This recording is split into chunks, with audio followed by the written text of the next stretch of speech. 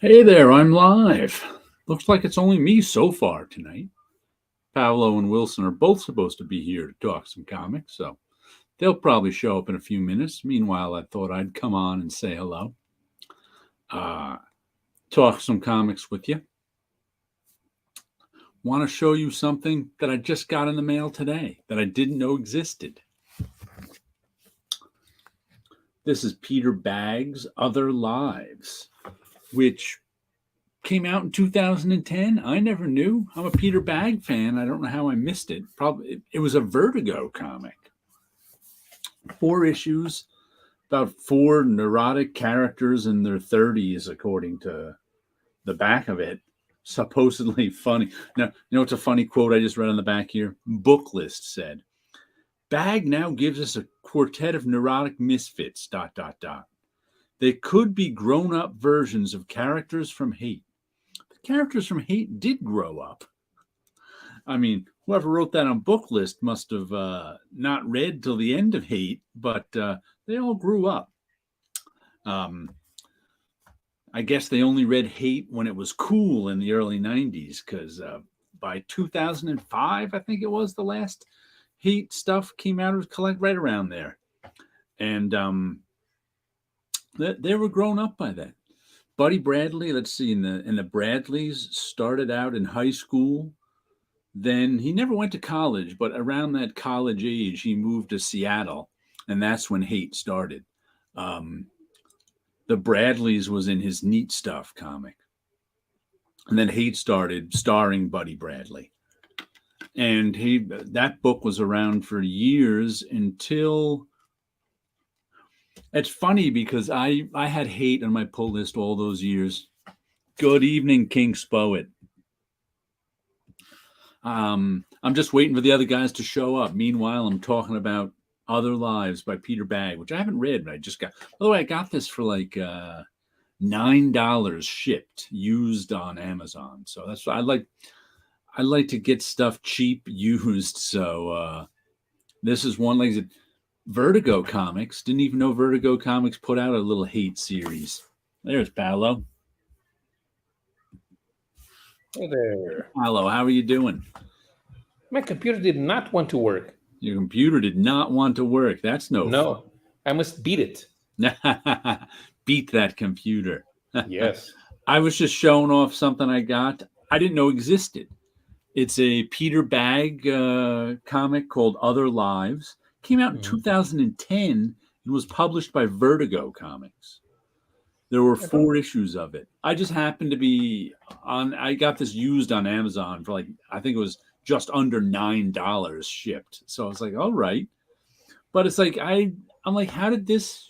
You know what it is? I think Peter, the last, I don't know how many years, Peter Bagge's stuff has been so infrequent and off schedule that I missed some of it, obviously, because I didn't even know this existed. It just popped up on my feed on Amazon. I was like, what's that? He's got something new out? No, he's got something 13 years old out. But it's a story of, I don't know. I haven't read it yet. I just got it today. 4 issues. Each issue stars some misfit. And I was just talking about how on the book list review of it is, Bagge now gives us a quartet of neurotic misfits. They could be grown-up versions of characters from Hate. Meanwhile, my cell phone started working for no particular reason. What are you doing now? It's talking to us? I have poltergeist at home. Somebody turned off my cell phone without me telling it to. But I just like the review that says they could be grown-up versions of the characters from Hate. I'm like, that person didn't read Hate till the end because the characters grew up. The grown-up characters in Hate were themselves. They grew, Buddy Bradley grew up by the end of Hate. I look forward to reading this one. I have no recollection of that. Neither do I. No memory. I remember him doing some stuff for DC, like he did one about like people working in comics that I can't remember the name of now. That was like in the early 2000s. But this from 2010 completely slipped by me. No idea what it is.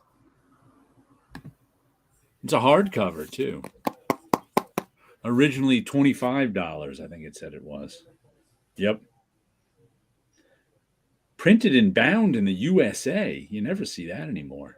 Wow. Not in China. Imagine that. A hardcover made in the USA. A real American comic. Dun, dun, dun. Did that. Yeah, another one. I should read that. I never had. I should read. Oh, you should read Hate. Oh, Hate is terrific. One of my favorites. Does Peter Bagg ever go to conventions or give interviews? I've never seen him. I don't know if he goes to conventions. I know he's given interviews in the past. But I don't know about cons. For interviews, it may just be that nobody is interested in interviewing Peter Bagg nowadays. Yeah, that could be it. Because he really, since he ended Hate, like, no one knows what he like. Obviously, I don't, because here's one he did 12 years ago. I didn't know anything about it 10, 13 years ago. And I keep track of them. You know, I've got other things by him in those same time period. One I never finished reading, that was biographies of feminists or something like that. Strange book. Because I think he's gotten a little conservative in his old age, too. Because he did a strip that I can't remember the name of, that I have a copy of, that was like in some, I think it was in a conservative magazine. I'm not 100% sure. Or at least he's gotten as conservative as somebody like Peter Bagg can get. I don't know how much being a weirdo, how conservative a weirdo artist cartoonist can really get. But yeah, I generally like his stuff, so. I should remember that, because at the time I was still paying attention at everything that was coming out. Woman Rebel, that's his other one. Hold on a second. Let me go over there and get it.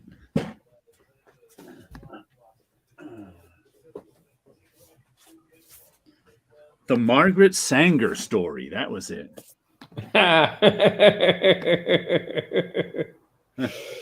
Margaret Sanger. Now that's someone weird to do a comic about. I don't know. I can't remember if I actually. Oh no, my bookmark's in it. So I read to there and stopped for some reason. I don't know why. Maybe you were bored. Yeah, could be. Hate Dilbert crossover. I don't know that Peter Bagg is that crazy. No, I think it's more likely that we'll have a Sarah Buzz Dilbert crossover.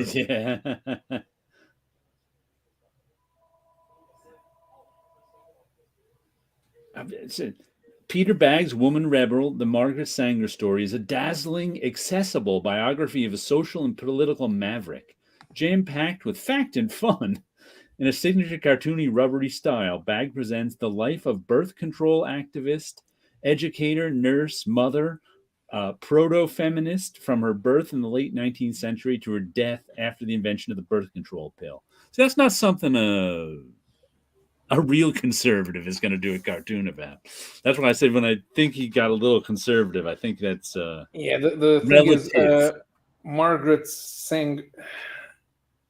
Sanger was the type of crazy person that the American atheist movement was trying to disassociate from, because she created Planned Parenthood with the express purpose of making sure that every black woman in America had an abortion. And this is 2013. This one came out. I hate Peter Bagg pens and junior. I had Peter Bagg pens in junior. They were marketed as grunge pens. Ballpoint put them out, I think. Wow. They have that eugenicist. Yeah, I think that's what Paolo was just telling us. Yeah, because she's seen as a holy figure in the pro-abortion movement, but she created Planned Parenthood with the express purpose of eradicating the black population of North America. You know. So The not organization was good. The idea of creating it wasn't so spectacular.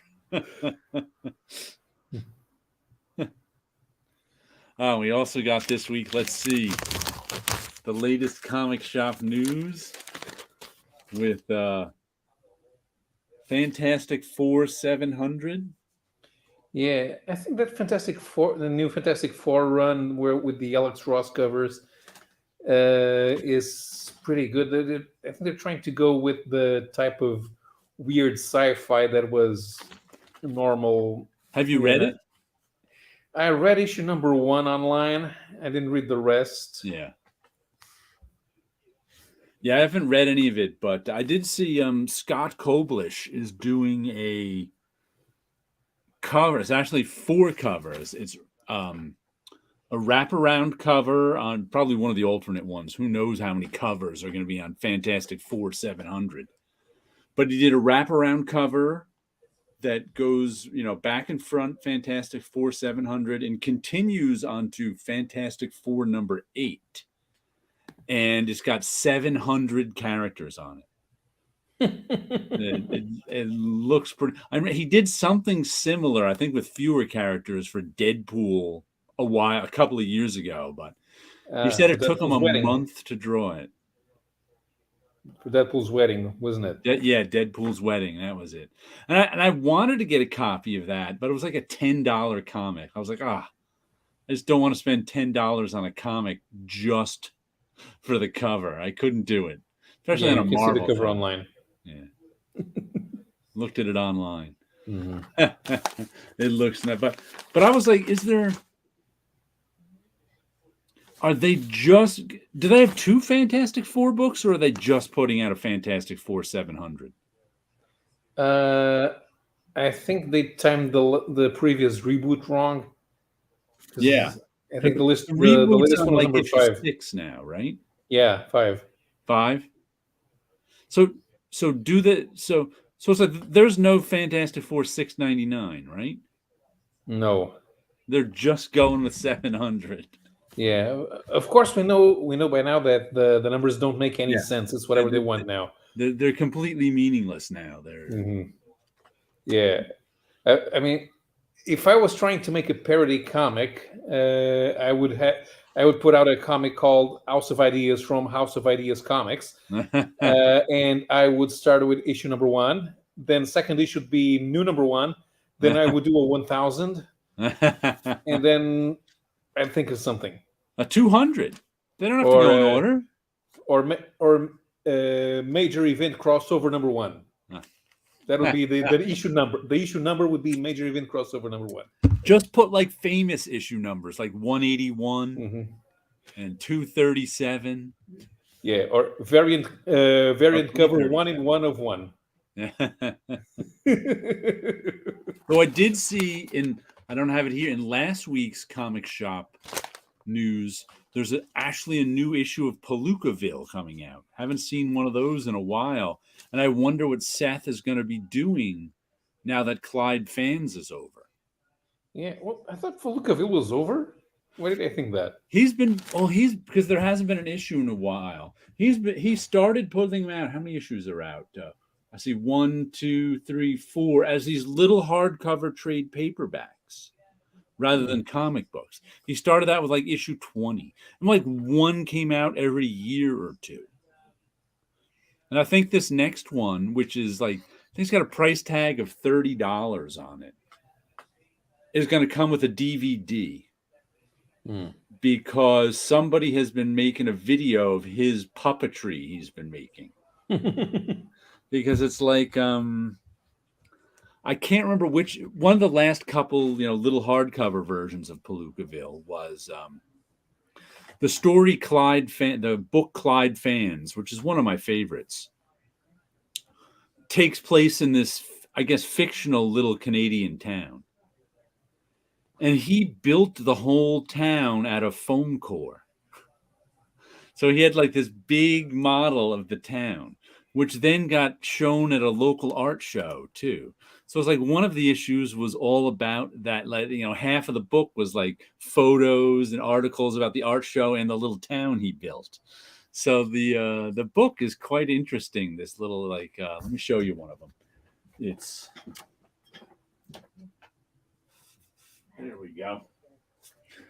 Palookaville 23. This might have been the last one that came out. But also in the book, this is where he was continuing to do his Clyde Fans series. Like this is where he wrapped it up. Like this is Clyde Fans right here. I think the very last part. Front, nothing lasts. Some small painting. Oh, Clyde Fans Part 5 is in the back. So that's back here is Clyde Fans. So I wonder what he's going to be doing with the rest. I mean, this is a pretty big little book. There's a lot of pages in it. Let me see. So I wonder what he's filling them up with. 63 pages of Clyde Fans. How many of the other story? Doesn't have page numbers. There's probably a 100-page book. So I look forward to the next one. And I love these things. This is the little thing that's got the UPC symbol on it and tells you what it is and tells you who it is. And at the bottom it says, the artist requests that this band be disposed of upon purchase. I guess it's ruining his design. I just use them as bookmarks. So I stick it in the middle of the book. And there's my bookmark for this one. I always found that funny. He always wrote, I guess as a book designer, he hates that stupid band. So I think he does the book design on his own stuff. Which is very nice. He's a good book designer. Does his stuff ever make it over there to Europe? No. Too bad. It's good. It's good stuff. No, the people who like independent comics, they like Seth, but they will just buy the American originals. Okay. I think the French have been publishing Seth, which goes back to my theory that Fantagraphics is about to become the most important American publisher in the world. I've just got a notice from Wilson. He'll be a little late. We noticed. Yeah. And to me, everything was early because we don't go into daylight savings time for another 2 weeks. Okay. So you won't be quite as tired at the end. Yeah, but I'm also watching the World Endurance Championship in Sebring at the same time because there's a double racing feature in Florida. Today is the World Championship. Tomorrow it's the American Championship race. And Kylie Minogue's kid sister's ex-boyfriend just created a dangerous situation. Okay. Because Kylie Minogue's kid sister's ex-boyfriend was the Formula One world champion in 1997. But since then he's gone incredibly stupid. But he still races. He races stupidly? Yes. Okay. That must be from his short time in NASCAR. He's Canadian. Racing. He's Canadian. He's French Canadian. How are you tonight, Wilson? I'm doing well. How about you guys? We're doing okay. By the way, is it also St. Patrick's Day? It is St. Patrick's Day. Again? It is. Again, every year on the 17th. We have St. Patrick's Day. Every year on the 17th, it comes around.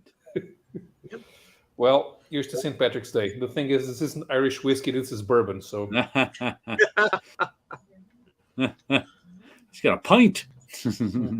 I'll be celebrating St. Patrick's Day tomorrow.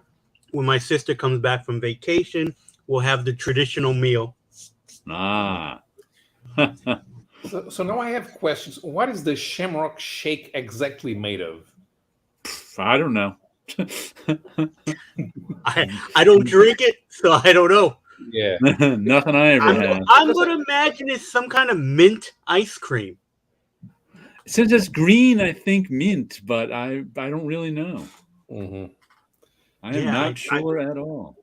I couldn't even tell you what the McRib is made out of, because it's not made out of ribs. It's made out of pressed meat. Sometimes I think that you should adopt our rules for food safety. because in Europe you can't sell something that says ribs if it doesn't have ribs. You can't turn the ribs into the sort of ground meat that they have at McDonald's, but it has to come from actual ribs. They actually changed it. It does. I'm pretty sure the McRib does come from actual ribs. It's just little bits. It's like the little bits that are left over, because you're not allowed to sell ribs that aren't rib. Well, actually, I don't even know if a McRib it counts it. But anyway, they actually changed the laws about 20 years ago. I know this because of yogurt.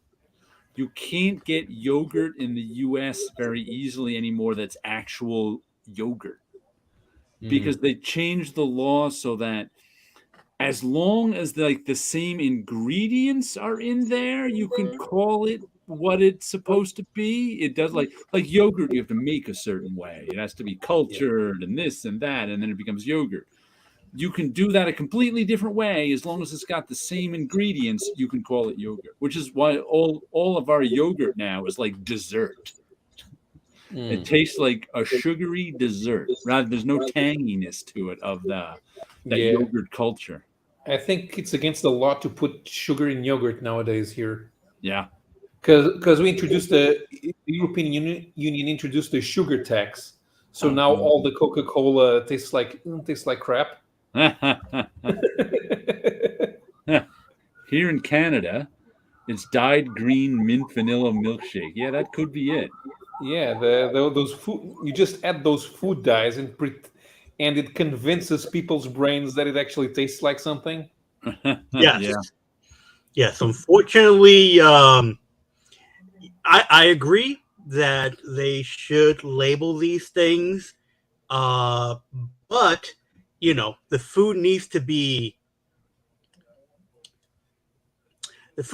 be labeled more correctly. But again, it's one of those things where it's packaging design, it's playing with words and stuff like that. You could say there's the conspiracy to keep us all sick through our food and all that kind of stuff. Yeah, but again, here they don't want us thick because we have national health services. So while it's against the Constitution to discriminate against fat people, they want to discourage fat people because it puts a burden on the National Health Service. Right, but over here, medical is an industry for profit, so they want you to be sick, and because of that, we're all sick over here. Yeah. No. When I went to Indianapolis for a week in 2006, well, I ate fast food every day, and by the third day, I was, man, I don't want to have bacon for breakfast again. I was never a fast food fan, so I don't eat it. Well, my problem was that I didn't actually know where I was. So if I had to travel too many miles looking for a proper restaurant, also I know that your proper restaurants are not safe for cheap eating. Unlike our that's when you go to a diner or something like that. Let me show you the piece of original art that I got this week. Oh, yes, art. Please. I saw a quick image online, but I wanted to see it more. First of all, it's big. Got in a piece of Mylar now. I mean, this is twice up, and it's on a bigger sheet of paper. Let me share. I have a scan of it. I'll show you I'll share the screen. But I just wanted you to. Oh, there's even a little sketch drawing on the back. You can just see a little light pencil drawing. He's figuring out that figure on the broom down the bottom. Where's that from? This is from Bunny number 11. Bunny. By who drew it? Howie Post. Howie Post both wrote and drew it. Let me get. I had access to a lot of Post work. Yeah, because he did so many of the Star comics. that we just had artwork all over the place. All right, let me share my screen. Window, where is it? There we go. There is the whole page.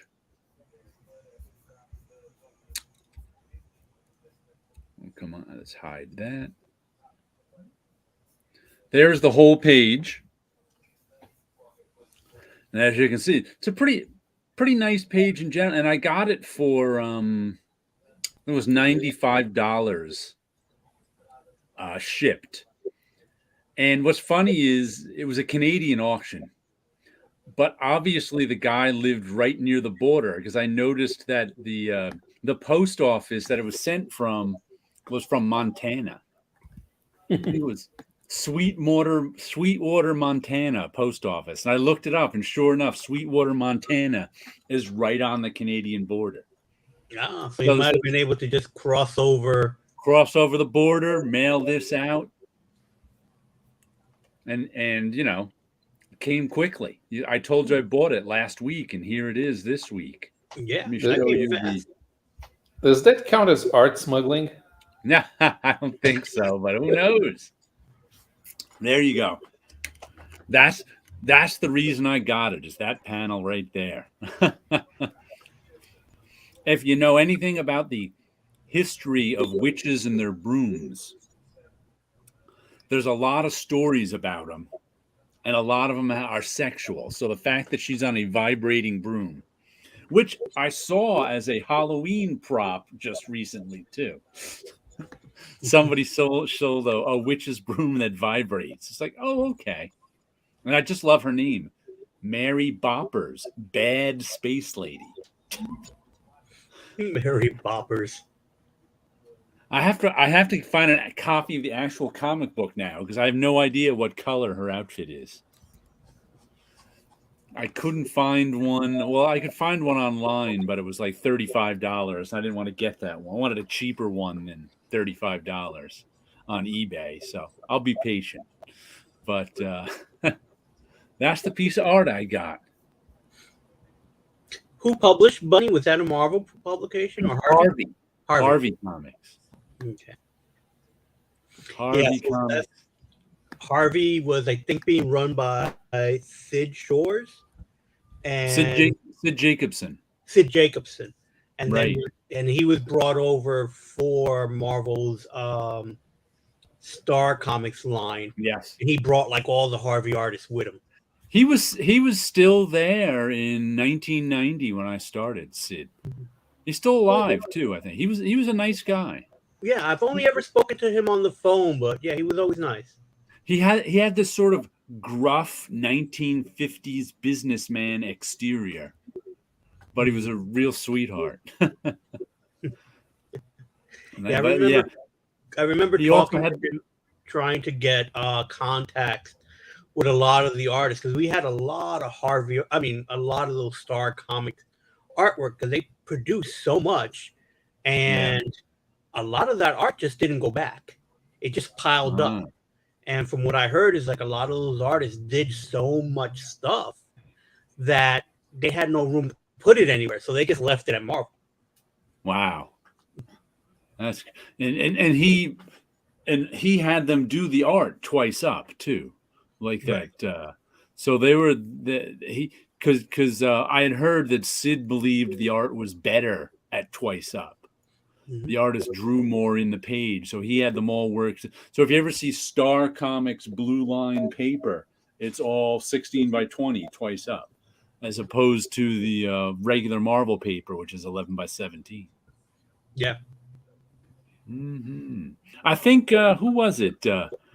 Greg Schiegel and Jacob Chabot brought back some of those Star Comic things, guys, in their X-Baby comics. They did. I don't know. It must be 10, 15 years ago now. I have a collected edition of it over there somewhere.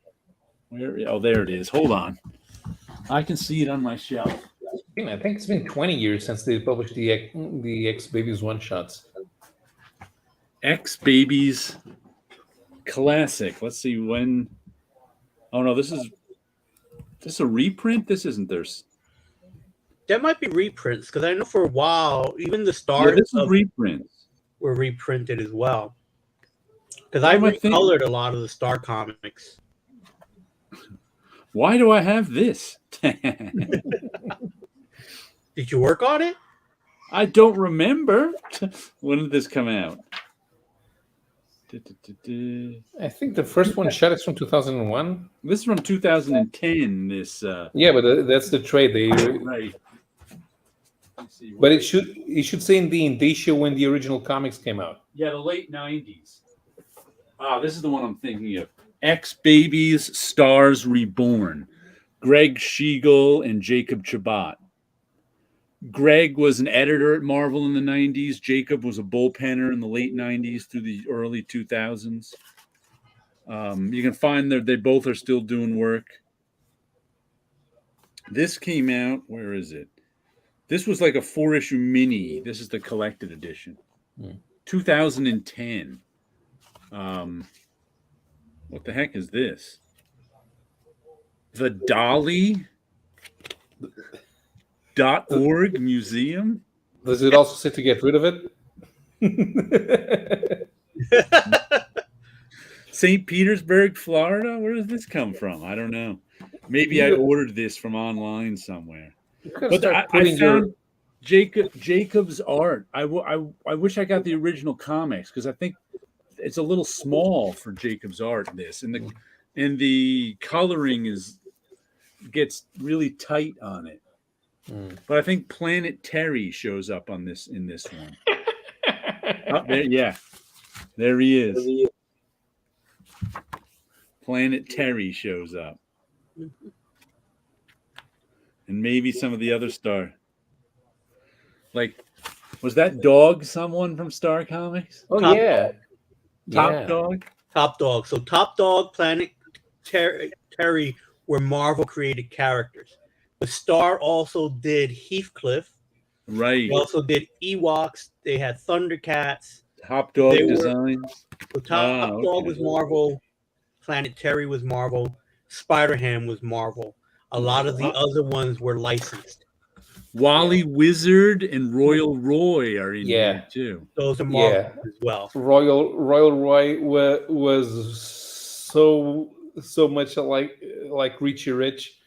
There were rumors that there was a it was Marvel's version of Harvey Comics. Yeah, that's basically. Matter of fact, I just read that. Who owned Richie Rich? Harvey, threatened them or sent them a cease and desist. That's why they stopped making Royal Roy. Mm-hmm. But Warren Kramer used to draw most of those, and Warren Kramer also worked for Harvey. Yeah, yeah. I didn't even know Harvey was around in the 90s. Mm-hmm. I know because I was just making up some Reed, Rip, and Slabs, and there was Harvey comics in there. I'm like, Harvey was around in the 90s? I'd forgotten that completely. Yeah. Star Alfs were some of my first comics. Yeah. What is that? Alf Annual 2? That's the one that's big money now because of the cover? Oh, because yeah, because of it looks like Alf is having sex with a seal. Mm-hmm. This must have come with the comic and I bought it online because I don't know why I'd have a Dolly Museum bookmark.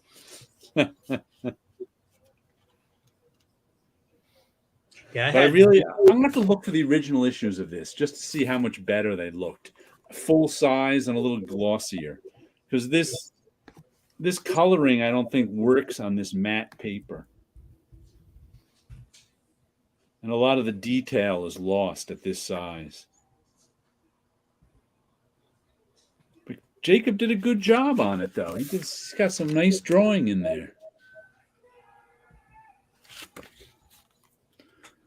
Yeah, when they reprinted some of the Star comics, they did it at that smaller, almost digest size.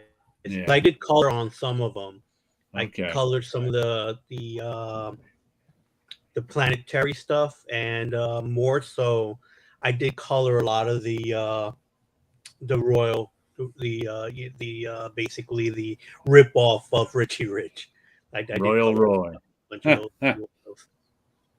And then there was yeah, because Marvel reprinted those because they still had those characters. Yeah, because they were ones they owned. Got a couple new comics this week, including a magazine size one. The Forged by Greg Rucka. Who is this? Troutman, Henderson, Woodard, and Mayer. I think Greg Rucka and Eric Troutman are the writers, and Mike Henderson is the artist. But it's pretty neat. I think it's like 44 pages or something. So it's what is the price here? $6. So it was a bargain for what you got. But they were and some nice artwork.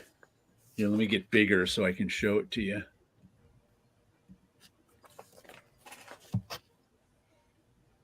There's some of the artwork, and it's a sci-fi story. But it was a slow-moving sci-fi story. And in the back, there's this back matter that talks about the world. So we got back matter that tells about the world they're building.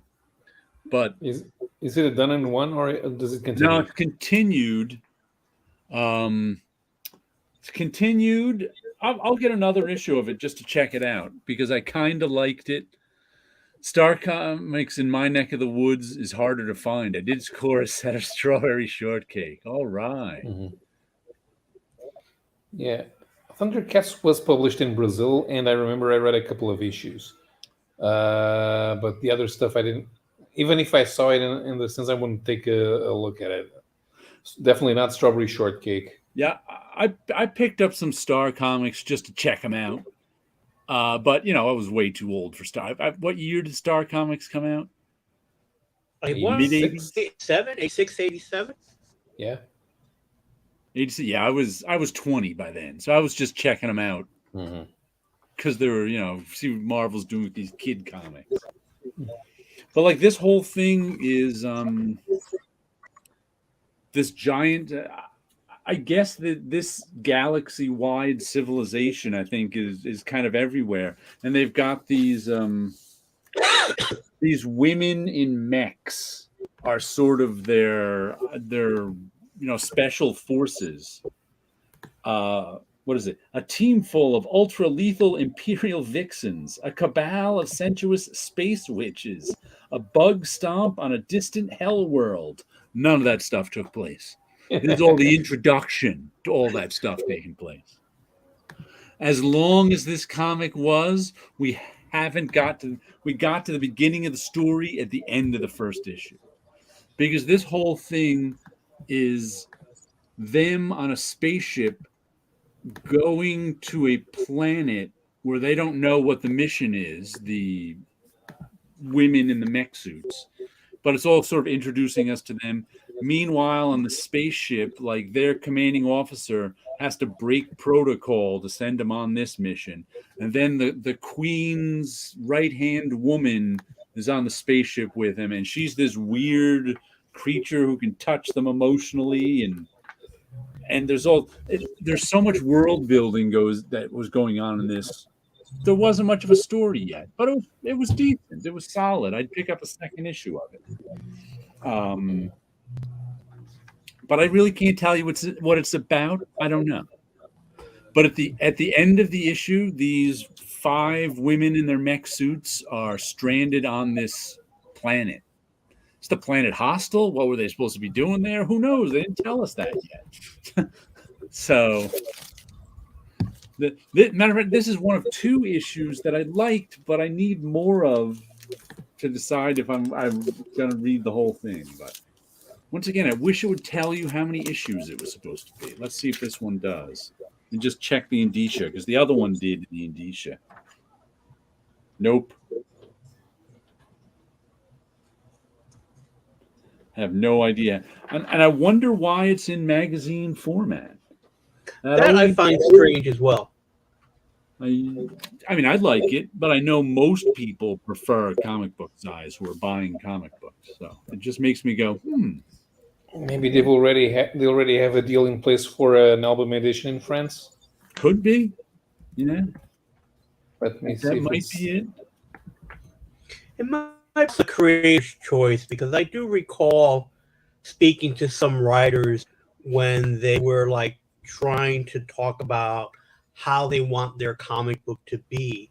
And I remember one of them telling me that he wanted it oversized because he knew his readership were going to be adults anyway, but he still wanted to feel like a kid's comic book in a way. So he wanted it printed large so it feels like it's a You're a big kid. comic book to you, that you're a kid and you're engrossed in the world once you open it up.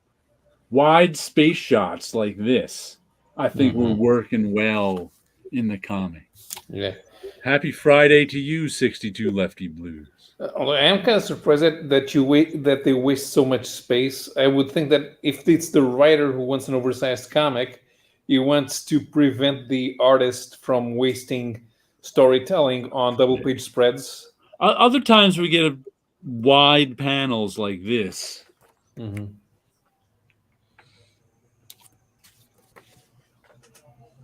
So there weren't too many double-page spreads or straight across spreads. Let's see. An occasional half splash. But like I said, I enjoyed it. I want more of it, but part of the reason I want more of it is because this didn't give me enough to tell me what's going on. How many spawns is that comic? 2 spawns. Not bad for 2 spawns. I mean, 44 pages, you say? What was that? 44 pages? Yeah, somewhere around there. Yeah, it's about twice the size of a comic, plus it's bigger physically. So that's cheaper than your average comic these days. Yeah. Yeah. And the other one that I got that was bigger than your average comic, and where is it? No One. Once again, this is probably about 40 pages. It's issue 1. What was the price on it? $4. So they're giving you extra pages for no. And it kind of annoys me that they spell No One with the slash in the middle. It's just sort of like, ooh, hipster slash. Now, then I realize if they don't do that, it might read as sort of noon with an E on it all the time. If you're going to use No One as sort of a name, I think the slash makes sense. I realized that reading it halfway through. But once again, I enjoyed this. I'm probably going to get another issue of it. And besides, that's one of those covers that you usually criticize for the letters taking up half of the... Yeah, this cover does nothing for me. It does, but it does for me. Yeah, you like this cover? I do. Okay. You're allowed to. I'll let you. Don't worry. No, but I think the design actually works on this one. Okay. Because No One is a short title. Yeah. No, it's funny. They followed it up. Let me show you this. With this big double-page spread with No One covering up the city. And I was like, oh, they covered up the whole thing. But then the next page gives it to us without the No One. So I thought that was an interesting storytelling choice. Might as well put a poster inside with it. Yeah. But I have to say, once again, I liked it. Who does this one? Kyle Higgins and Brian Buccellato are the writers, and Geraldo Borges is the artist, with Mart Englert as the colorist. Hassan Atsmani El-How is the letterer. There's one I can't pronounce. Why does he insist on writing it like he actually goes online? He goes by Hassan O.E. Well, I guess he But wants his whole name in the credits. That's all. Wesley he's Griffiths is the production British. artist. Hassan is British. Oh, he's British.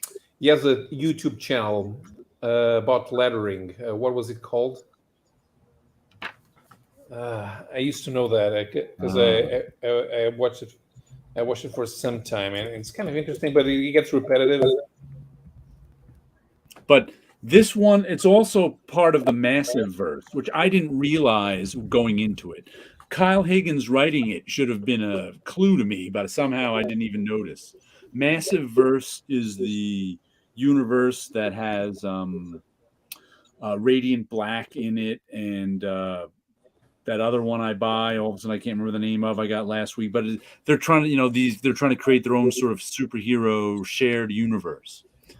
And what confused me about this, as I was besides listen, I liked it. It was good. It's very much a police procedural. The problem I had with it was the storytelling style they took was sort of, they threw you into the middle of a case, and you as the reader don't know all the details of the case. All the characters do. And so they're acting in a certain way the whole story that I don't know why they're acting, because I don't know the details of it. It's one of those that when I read it a second time through, I think I'm going to like it better, because it's like we the reader don't know all the details of the case till the end. And the details of the case are pretty confusing, because that and it's pretty much a police procedural, except for this guy here called No One who wears a mask. And I was like, is he a superhero, a supervillain? Does he have superpowers? And not realizing that this was part of the massive verse where there are superheroes made me confused by because the rest of it is sort of very grounded police procedural. So to see this super person thrown in, I was like, well, is he a super person? Is he? I didn't know, because I didn't realize it was part of the massive verse. If I had known that, I would have known that this world has superheroes in it. But the plot is, and I'll try to give you the plot in chronological order. They didn't give it to us in here. At the very last page, they tell us the reason he's named No One is because no one is above the law, and I am no one. So there's this vigilante who, first there was some sort of internet drop of that accused all these high-profile people of being criminals. And it was supposedly by this guy, No One, who no one is above the law, so he's going to go around and kill these criminals. Meanwhile, at some point, he allegedly got caught. And he was, I don't know if he's a police like the police commissioner's son. I think he was some high up police guy, his son. So he's in jail right now for being no one. Meanwhile, there's there's a second guy who's doing copycat no one crimes, who killed someone. He claims to be the original no one. So we've got police guy's son in jail for the no one crimes. We've got guy out committing crimes, claiming to be no one. And he's in kind of this homemade costume. And then this guy on the cover showing up, sort of battling the guy who claims to be the original no. So now we've got three no ones. Police commissioner in jail, the guy in the fancy suit, and the guy in the homemade suit. And I think it's the guy in the homemade suit who's killing people now, who claims to be the original no one who killed the other people. Meanwhile, we have a bunch of at the end, they gave us this cast of characters. Like there's the two cops of the police procedural. Oh, and it takes place in Pittsburgh. The assistant chief of operations, Pittsburgh Police. That's whose son is in jail for being no one. And so we get the police, we get reporters, and we get criminals. Meanwhile, there's the guy in the homemade no one costume. And so it ends with us finally, and it told that story all out of order through the various characters. It's not till the end of the book you get to know all that. So that kind of made me go, that's annoying. I liked it. It was well done, but I was a little annoyed too. But it does tell us it's 10 issues. Yep, this is number 1 of 10. So let me get another issue or two. If I like it, I'll keep buying it because it's only 10 issues. Back in your bag. But that was my second first issue purchase of the week. And both of these I ordered the first issue. I pre-ordered them too. Just so I, there weren't ones I pulled off the shelf. There were ones I was interested in reading the description. Did you get to the comic shop this week, Wilson? Or your brother? I did not. This week was a heavy work week. Just lettering books for paper cuts. So I did not go out this week for comic books. The only thing I got new is I got a new action figure because Hasbro had their yearly sale. And my brother took advantage of it, bought a bunch of stuff, and got something for me there as well. So I have picked up a Mojo action figure. Let's get you bigger on that so we can see it. So Mojo. Marvel Legends Mojo action figure. My brother opted for the Mega one, which is basically the same figure. The colors are a little different, and that one comes with Longshot, Dazzler, and a mini Wolverine that was like an ex-baby Wolverine. Okay. But that's not really a figure; it's more like a statue. Might as well be a Funko Pop. So that came in a container that kind of looks like a TV because it's the whole Mojo world type thing. So. Mojo is after my time, so I never really read any Mojo stories. So I think I did read some. Do you remember the book Exiles? Yes. Early 2000s. When that first came out, I read a little of that at Marvel. And that was a pretty good book, I have to say. That was the one that took like alternate reality versions of all these characters and threw them on adventures. Yeah, to me that they were basically the what if characters continuing their story in a different format, right? Because they like pulled the character from each of the what ifs to continue their story. So that was a lot of fun. Mojo is from Longshot, which was from the Longshot miniseries, and that was Art Adams doing the artwork from that. And I think that was written by Ann Nesenti, or she edited. I'm not sure if it was she did, or she could have done both.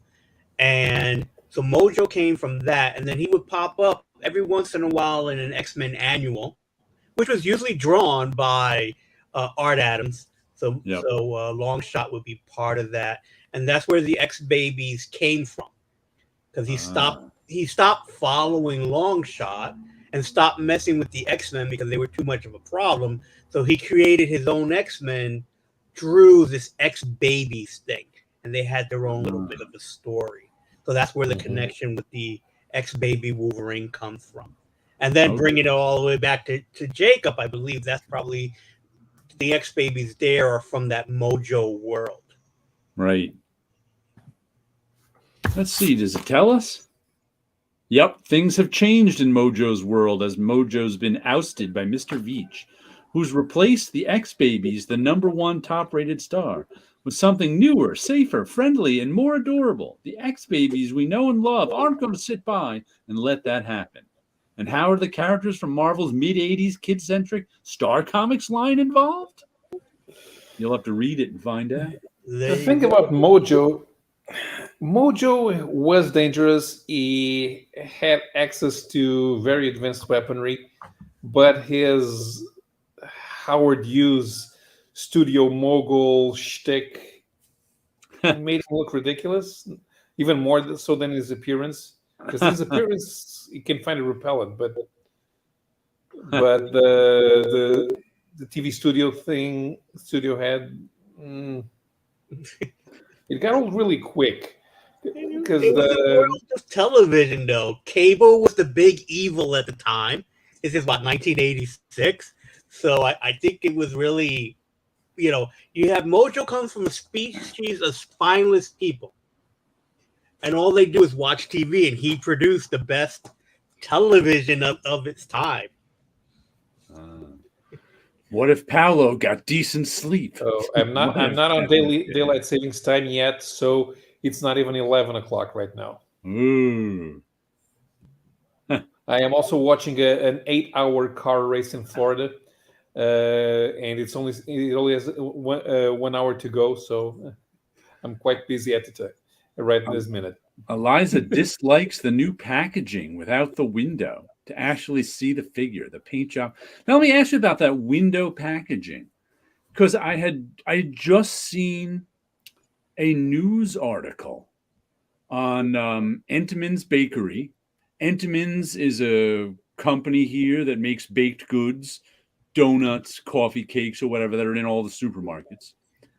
And they just said that, Entenmann's is back to putting the clear window in their boxes. I know I didn't buy Entenmann's regularly to know they weren't, but they said that there was for some reason, I can't remember what the reason was, Entenmann couldn't get that clear plastic for their window in the boxes. I wonder if that affected toy companies too. Well, okay, so being a toy collector and watching what has been going on, they have switched over to a full cardboard box, no window display. Right. According to what they wrote in the press, is that they're trying to save money on plastics, and so they're doing it windowless. Now, granted, that does save the company a whole lot of money, because we know package designing. Right. We know putting a window display is a die cut, that costs money. The plastic for the window display, again, costs money. I wonder if that cost more money recently, though. That's why Entenmann's couldn't get it. It's very well possible it could have cost more money. The way that it was being spinned by Hasbro is that it was costing too much money. They actually didn't say that. What they said was that we want to save the planet and make less plastic, or what did they call it? Less plastic garbage. Right. Was how they were spinning it. Mm-hmm. We know as package designers that saved them a whole lot of money.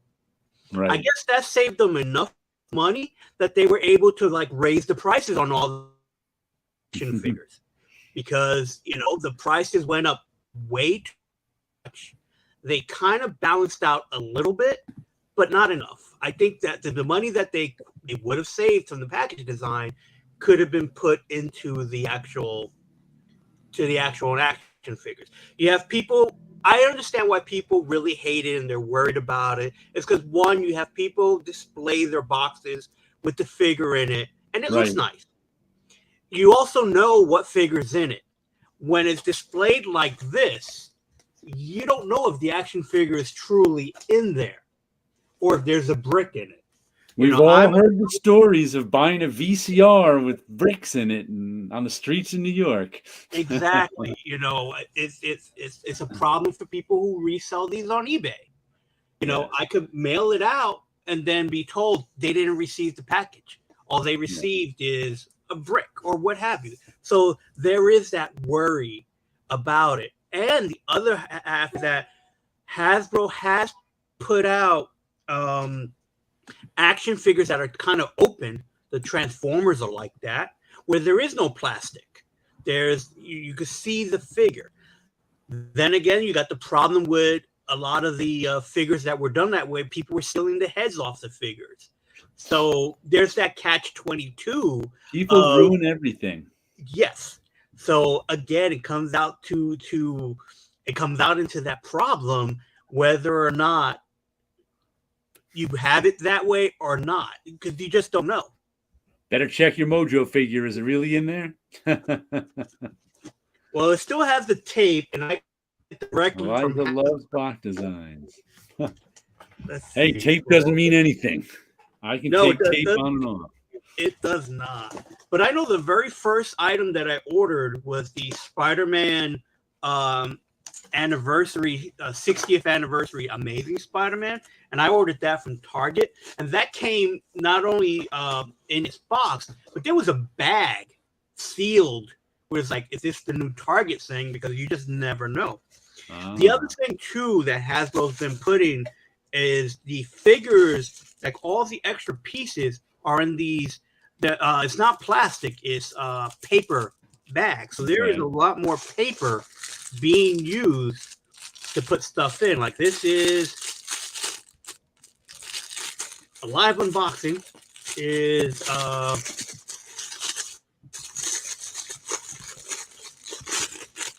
his head.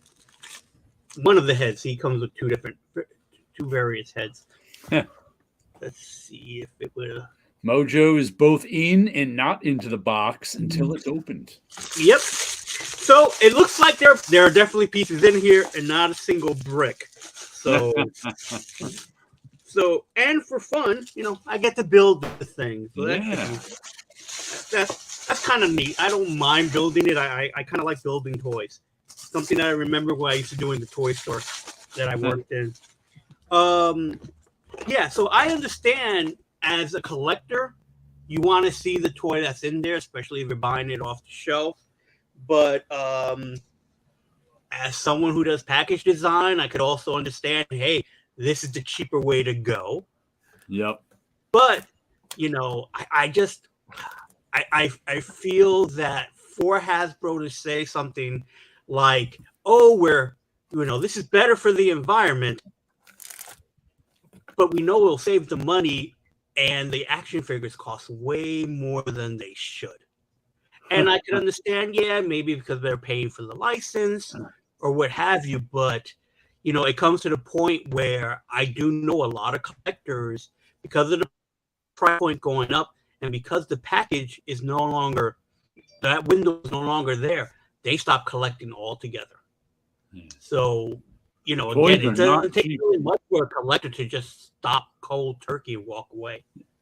Toys are not cheap anymore. They're not an impulse purchase. They are not.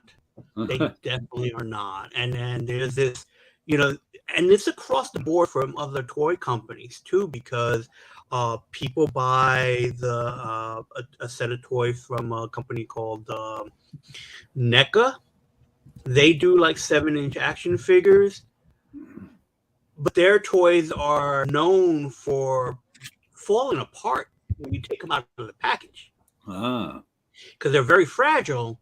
And so one argument they say is like, well, these are really more collectibles. And it's like, yeah, we don't have to make them. You're advertising it as a toy. So if you can't have it both ways, you can't say it's a collectible and then try to say, but it's also a toy. And then it's like, but a kid should be able to play with it and not break them. McFarlane's older toys were like that, where I have right here is one of their monsters, the movie monsters. This is the Thing from Another World. Is when it mutated into a whole lot of stuff. The problem with this thing, it's not an action figure. It barely, arms may go up and down, but that's about it.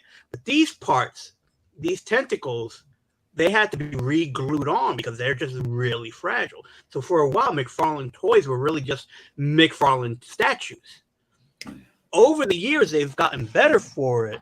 But again, it's this weird thing with toys where, depending on the company, are you buying a toy, are you buying an action figure, or are you just buying a kind of a statue? The company that's called Super 7, they do 3.75 action figures under like a retro line. And the part of their collectability is also keeping it in the package. Right. So it's like, so you don't really play with them, but when you open them, They're a little bit fragile as well. So it's like, oh, you're not really supposed to play with them. It's like, but you're calling them toys. There are some to like. I have a cousin who makes toys.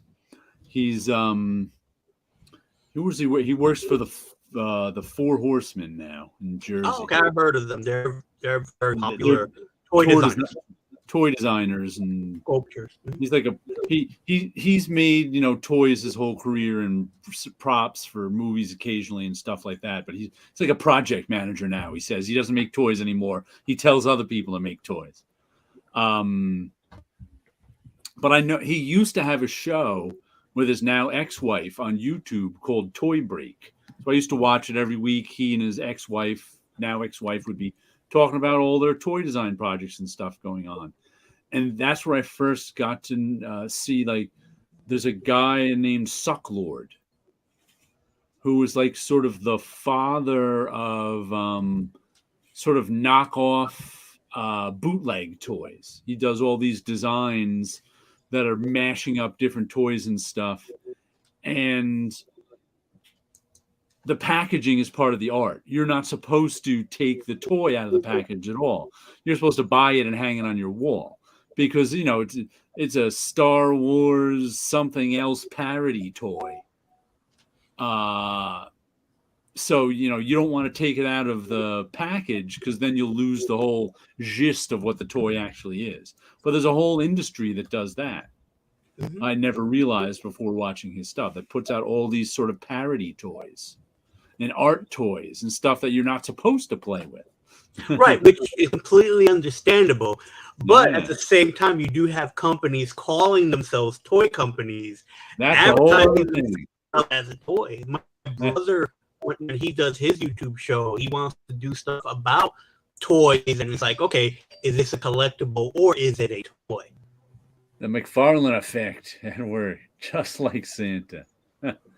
Let's see, another comic I got this week is Spy Superb. This time a Costco plain brown wrapper, and I think this is the last issue. These were all like double sized, so it's really like 6 issues and not 3. But let me even say if it says in the indicia. No, but I think the story came to an end. So I think it's the last issue, but I'm not going to swear to it. Right. This is the one that was sort of a comedy spy stories where Spy Superb was this legendary spy who died years ago, and they just pretended was still alive. And useful idiots would kind of take on the role of Spy Superb.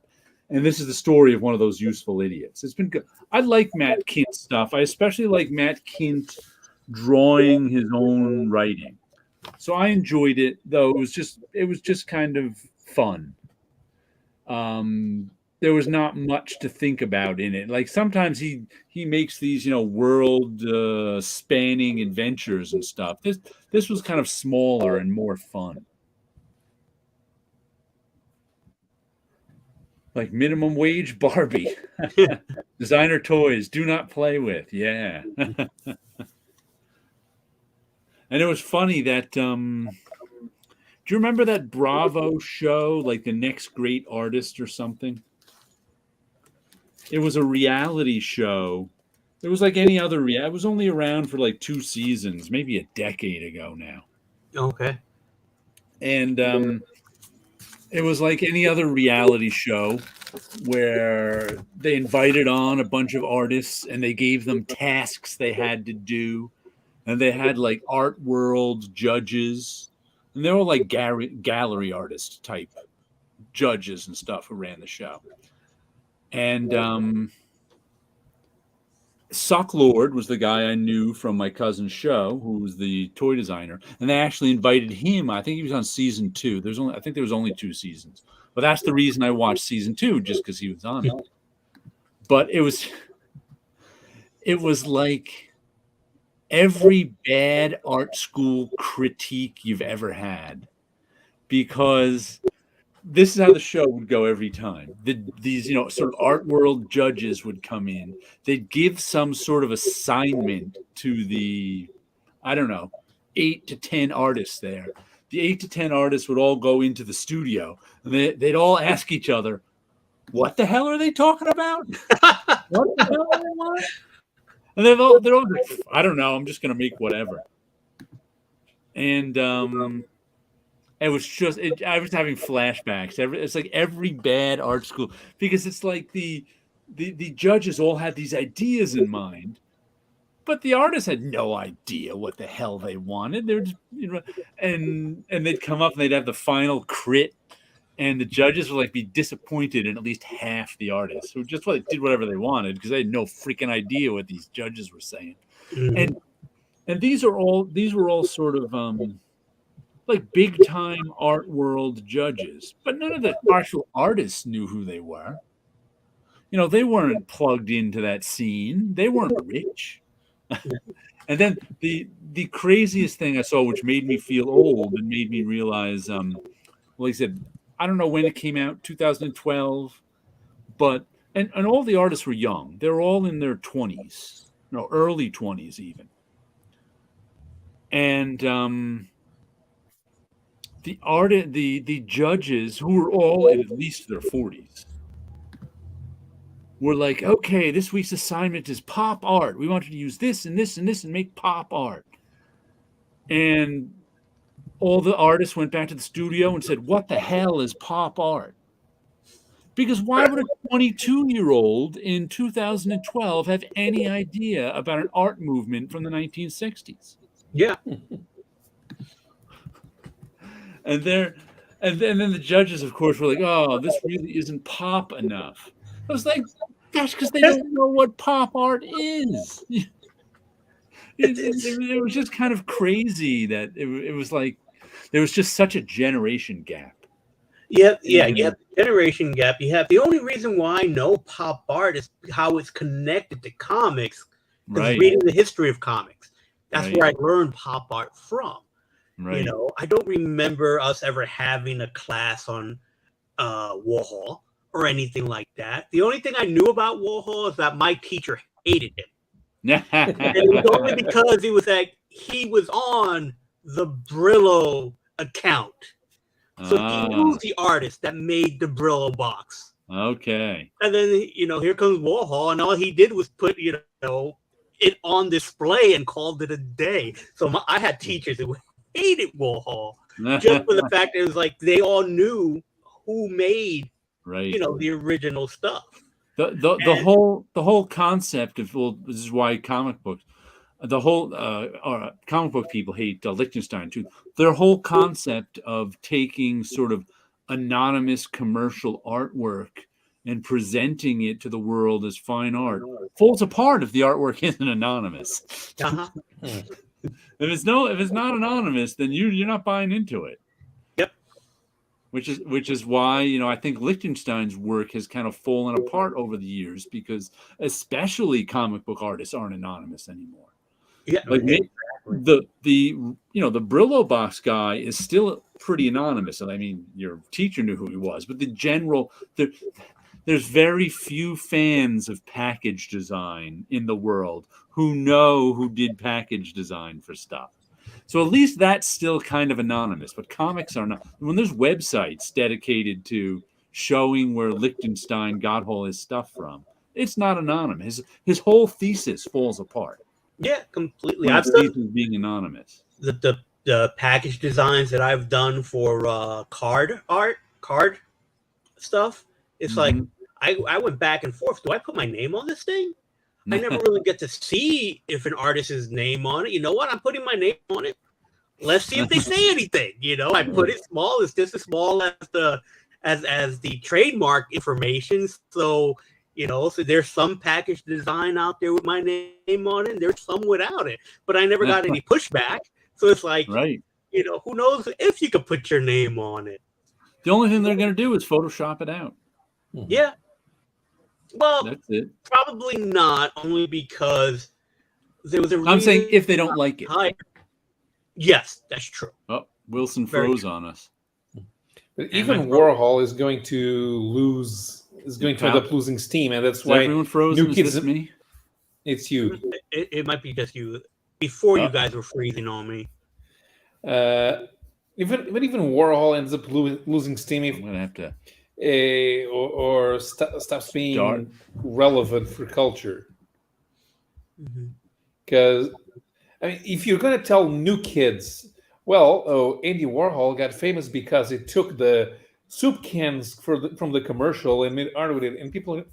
So everybody treats us everything, and we have sampling and using bits of art for parody purposes, and people got so used to it that there's no way Warhol would be considered even remotely subversive nowadays. So yes, whoop, and there he goes. Okay. I was with you on some of the Warhol stuff, but you kept popping in and out. So the Warhol is not going to be subversive enough to new generations for the simple fact that what he did, now everybody does it. Everybody does it. Let's take a picture from pop culture and do something with it. Let's get something from advertising and try to make it artistic. When it's related to how sampling is used in music, or how everybody uses bits of TV shows for parody purposes, like they do on Family Guy. The drawing soup cans. Who cares? You're still not hearing him. No, I can hear you. Okay. It's like every now and then you get slow, then you start going again. So sometimes you come in and you go out. I just got a message. He's going to restart his computer because everything has crashed on his end. So as far as I know, I think we're still on live. We seem to be. Yeah, it's showing live up top here on the left-hand corner. So yeah, it ends up. I mean, we don't like Roy Lichtenstein because we're comic book fans. Right. You guys are still here. Good. I wasn't sure. Yeah. Yeah, we were still here. We're frozen trash. Yeah, we were just talking about Warhol. Yeah, Warhol is not going to be ends up losing relevance because what he did in the 60s, nowadays everybody does it. Want to copy soup cans, whatever. Yeah. Yeah, it's like I don't even know what's going on in the art world because it just doesn't. Nobody does anymore. Yeah. No, well, we had Banksy, and Banksy was a guy that, for some reason, managed to sell his graffiti. How do you sell graffiti? And nobody knows who he is. That's the weird part too. And again, he created a mystery. It's just one of those things where it is a mystery. And when and if he ever gets announced who he is, that's where everyone's going to completely lose interest. Well, there was a great one on Banksy. He did something on a format that you could actually carry, and it was going to be auctioned off. And on the day of the auction, that thing shredded itself. Yep. He created a piece of art that would shred on its own. What I find fascinating too is that he allegedly was drawing images in various places in New York, and it got to the point where he did one somewhere in New York where you had people visiting to take pictures, and then you had people who lived in the neighborhood basically cover it up and would say, if you want to see it, you're going to have to pay. You have to pay admission. And it's free, technically free street art, but at the same time, they did not want it to be part of their neighborhood. So I find the whole Banksy thing in itself fascinating just for the sheer nonsense of it, where it's like, here's someone that's doing artwork for street art, and that what I love about it, or what I find most interesting, is that if it's for the street, he has people that say whether or not this piece of artwork is a Banksy or not. So, because every now and then he'll have someone selling the artwork fairly inexpensive. You don't realize it's Banksy until it already sold and the person had moved on. Then the people at Banksy will admit whether or not that was an original piece of art. But if you steal a piece of artwork off the wall and try to get them to agree if this is art from Banksy, they will not, because it was meant to be out in the street. So the whole concept of it in itself is performance art altogether. Everything from the beginning to the end is all a type of performance art, which makes it fascinating to watch. Mm-hmm. You know? But again, it's like, but no one else can do that because he did that. He did that kind of a thing. I'm sure there's a ton of people trying to do that. Because I still see street art still happening. And I always had this love-hate relationship with graffiti anyway, growing up as an artist, but I wasn't going to tag on the walls and stuff like that. And again, this is just my thing. There's been plenty of artists who I've seen very talented and does great work. But again, they're just doing it on walls and stuff like that. So for me, it was like that wasn't anything I was going to do. Plus, I was the type of kid who grew up. It's like, don't do anything bad because you will go to jail, because I got tons of cousins that went to jail. I always thought that was something you had to do growing up. You will eventually go to jail because of where you grew up. Mm-hmm. So to me, it was like I was overly cautious that I wouldn't do that type of stuff. So I never got into tagging or street art or anything like that. Sure, the problem with graffiti is that since it's always going to resemble vandalism. Yeah. Then you have the whole concept of the broken window phenomenon. Because if you have broken windows in your neighborhood, the quality of life goes down in general because everybody stops caring about taking care of the neighborhood. And that's why you have to replace broken windows. So if you let the graffiti stay on the wall and you don't punish it, it's the same effect. The thing is, there are actually very talented people doing graffiti in the past 20 years or so. So when does it stop being vandalism and it start being art? We don't really know, because art is that thing that I don't know what, I can't define it, but I can tell what it is by looking at it. Of course, then everybody has different definitions of art, but there is good stuff. So how do you keep that stuff around, considering that graffiti isn't even supposed to live? Somebody else is supposed to come and spray over it and do their own thing and do their own tags. So it's not supposed to last. And our lines must be messed up. I completely lost you for a bit. Yeah, you froze. The freezing is going off. Yeah, I was trying. I wonder if we should all restart. Well, I've restarted before the stream. That's why I only showed up when it was 2 minutes 30. I can. I apologize, everybody. All our seem to be just going back and forth. Yeah, I restarted before we started the whole recording. Mm-hmm. Yeah. Well, Jared isn't here to highlight, but Scott said something here. Currently, the art world is about money laundering. Galleries and dealers try to make artists famous. And of course, famous makes value. Then you buy your new thing and put it on your yacht.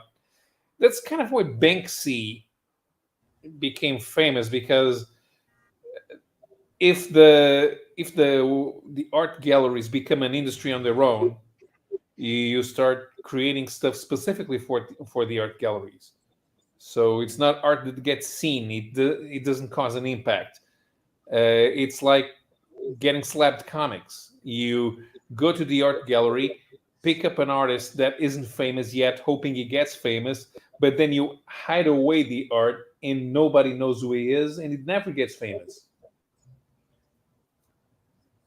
So Banksy kind of keeps and everybody tries to be Banksy. They try to keep the limelight on what people on the street are actually doing that causes an impact.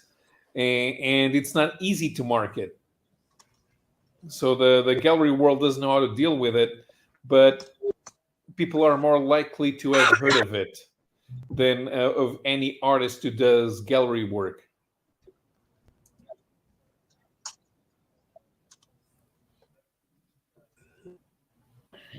You, you may definitely need to restart.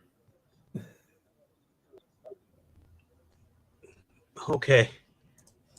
Okay, we'll try this again. I'll restart and hopefully it gets to work again. Hmm. Okay, so I'm going to be here on my own for a while. This is my show now. Look at me. This is my show now. And we were talking Banksy. Of course, I don't actually pay that much attention to Banksy. Of course, I'm aware. And I don't read. Does Banksy like comics? Is something that I want. Ted Goblin. Yes, Vils. You've heard of Vils. Yes. Yeah. The thing is, Vils is not just a graffiti artist. He also is also a sculpture of a sort. So he has a three-dimensional notions that probably makes his work more artistic, I guess. Because it does show up on TV. He's been interviewed. Everybody knows who he is. He wanted to be famous, and he wanted people to know who he was. What that led to is that he's probably going to end up becoming a sort of not exactly an architect, but he has commissioned work for public buildings. So he's not Banksy in the same way. And I know people who know Vils, so I wonder if these people doing this sort of urban art, if they like comics, and if they are aware of the industry, and if they thought about creating stories in the same manner, because they're not really the graffiti art doesn't really have a story that you can tell as a comic book, and they're not making comic books.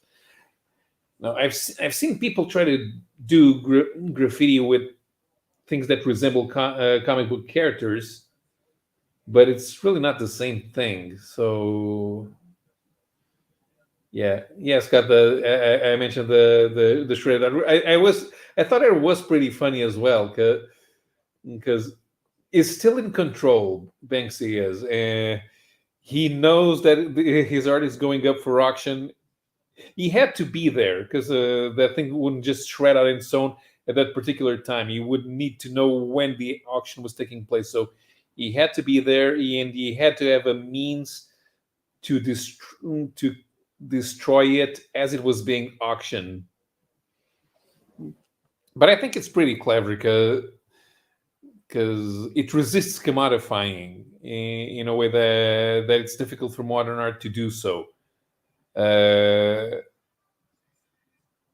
Everything is so commodified nowadays, which is why I don't really pay attention to movies anymore. I don't go to the movies. I don't know what's up. But we had a Portuguese movie running for the Oscars last Sunday. We had a nomination for best short animation. It was Ice Merchants, and I don't know the writer slash animator slash director, but I do know the producer because he's also involved in the comics business here in Portugal. But yeah, apart from those type of things that do those type of creators that do shorts, when it comes to movies, it's really not fun anymore. It gets predictable if everything is commodified to a formula. And yeah, I kind of lose interest. In some recent times, if I'm watching any movies and and it's Fox ended up rerunning most of the same things every once in a while, I'm going. I'm always on a Western vibe from the 50s and 60s, and this time they've been doing Audie Murphy movies.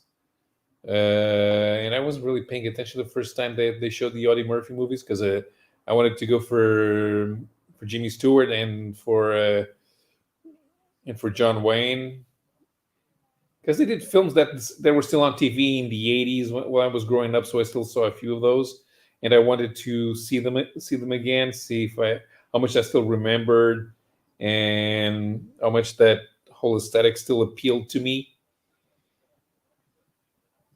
But yeah, but the new stuff doesn't really, and I really don't see why it shouldn't. Even when I'm buying comics, I'm really not sure what I should be buying. I'm definitely not buying superheroes, which is kind of funny because I was there was definitely a time, and it's not that long ago when, if given the choice between buying a tried and true superhero story that was bound to be familiar but generic, or buy an independent comic where the author had a vision. Uh, I ended up buying the superhero story just because I knew beforehand if I was going to like it or not. But no, but Marvel and DC nowadays, they just do nothing for me. So I end up trying things that without knowing if I'm really going to like them. And sometimes I force myself to like them, but sometimes I'm actually pleasantly surprised. So there is that. I had There was a while when I wasn't pleasantly surprised for a long while. In the meantime, Wilson's backstage. I can't let him in until Jared comes back. Yeah, well, that's what he gets for having a Mac.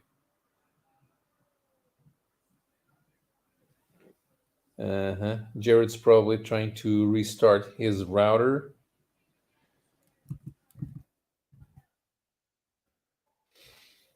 Yeah, until I'm sorry, Wilson, I really can't do anything.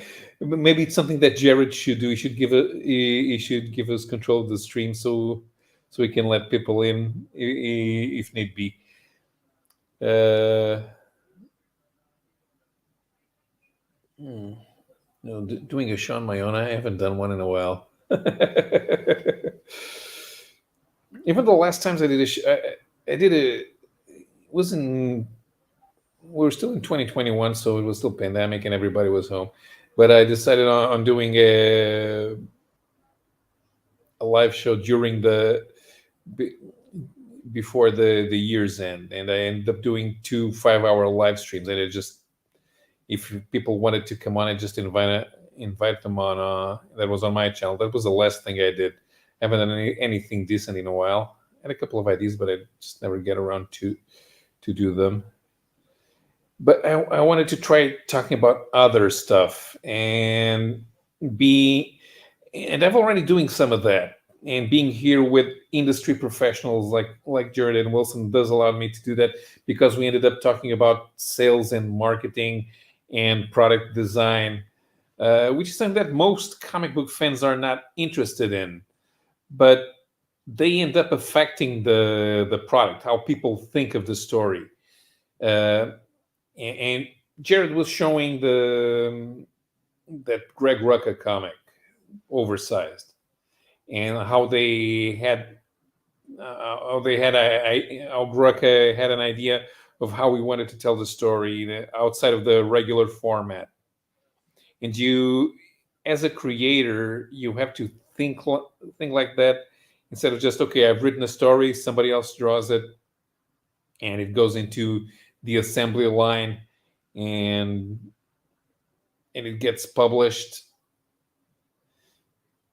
So And I think that's interesting, and it opens up the publishing arena for new and different projects beyond genre, more authorial voices.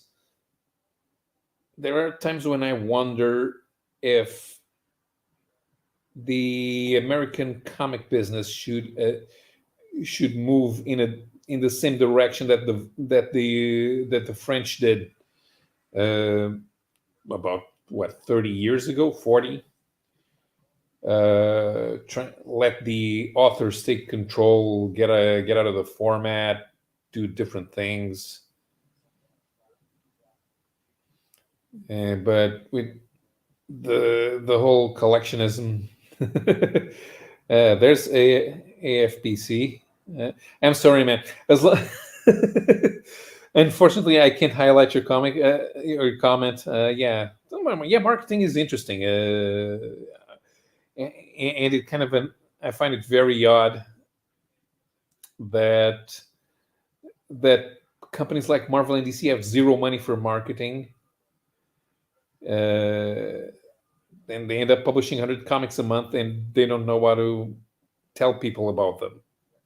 And that, for me, doesn't make that much sense. You should have some degree of control over what's coming out in a way that you can properly reach customers and try to build something else around it. Now, yesterday, there was a stream here in a Portuguese comics channel. And the guy that was invited to talk, I also know him from the auto racing world because he's also a fan. And he talked about how manga, not only in the US but also in France, they're reaching customers in a new way, and they're easier to put the comic in a way that it's displayed in a form that can reach the customer without and letting it be available, even if it's not a new product, without erasing it when it's superseded by something new. Yeah, I'm flying solo. Jared had internet problems. He had to restart everything. Wilson also restarted, but he's backstage, and since Jared has sole control, I can't let him in. So until then, I have to be here rambling. Yeah, and there's Wilson's comment. Marketing comics has always been a problem for after they became the juggernaut they are now. They are a big fish, so they think they know everything. Yeah, because one of the things that my friend mentioned in the Portuguese stream yesterday was you have a display for Portuguese editions of French comics. And now you have the display for the manga, which has a mixture of Portuguese releases and English language releases. Okay. And the US comics are nowhere to be seen. Nobody in the US publishing industry has a plan for how to properly sell even this month's comics, let alone any back catalog that they have. Yeah, Marvel and DC expect creators to market their own books without compensation. Yeah, it's kind of ridiculous. I mean, it's a good idea for authors to market their own books, even if they don't have editorial control over how they're produced.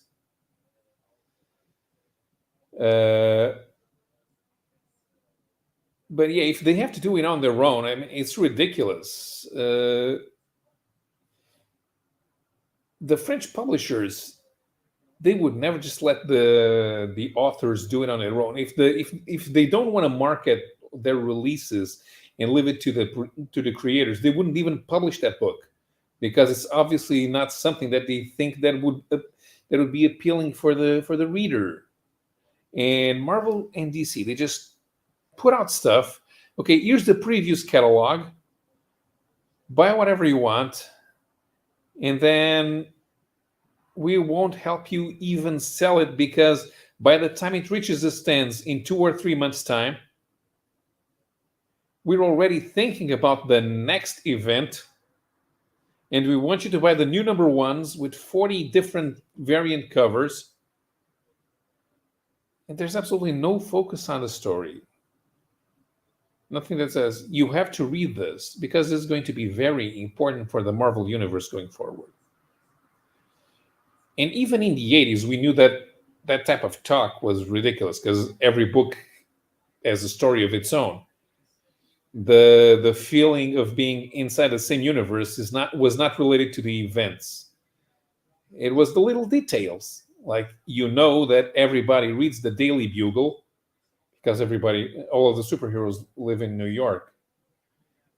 If Captain America, instead of being with the Avengers or doing some SHIELD mission this month, has to fight one of the multiple gangsters that live in New York, like Caesar Cicero or somebody else from the Magia, in order to make sure that people understand that it is a shared universe, you use one of the police characters like Jean the Wolf or Sergeant Snyder, or that there were at the time. I don't even know who's a cop in Marvel Universe New York nowadays.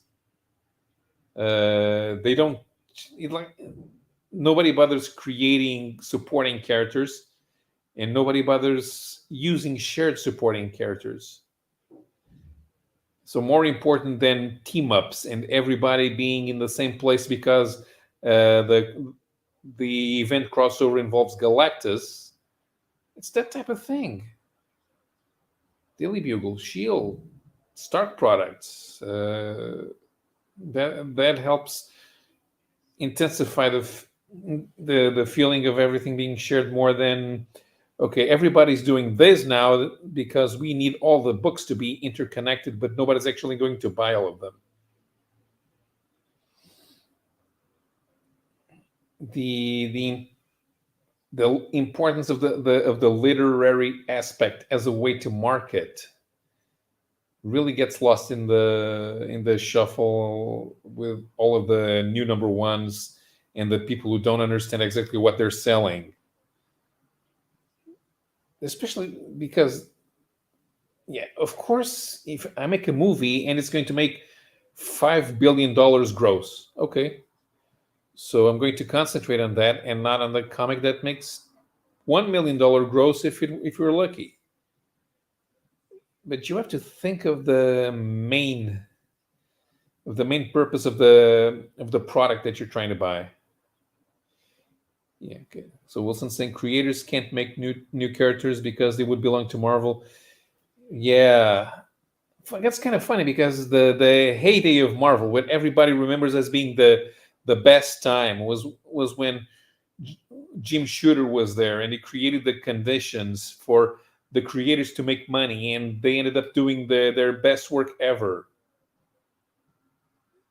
And that's the things that they want to turn into movies.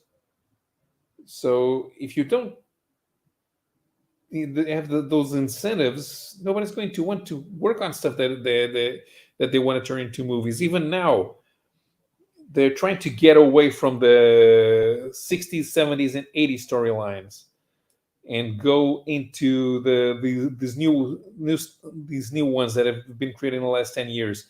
But they haven't really made a mark. So if you try to adapt them into movies, they're going to fail because they're A, not very good, B, not relevant because nobody remembers. So it's like you can adopt them. You can't really adopt them. Disney and the Warner Discovery seem to think so little of their publishing arms at this point. Yeah, that's definitely the problem. Now, one of the things that I mentioned in the comments in the Portuguese live stream yesterday, there was this. We have this comic about auto racing called Michel Vaillant.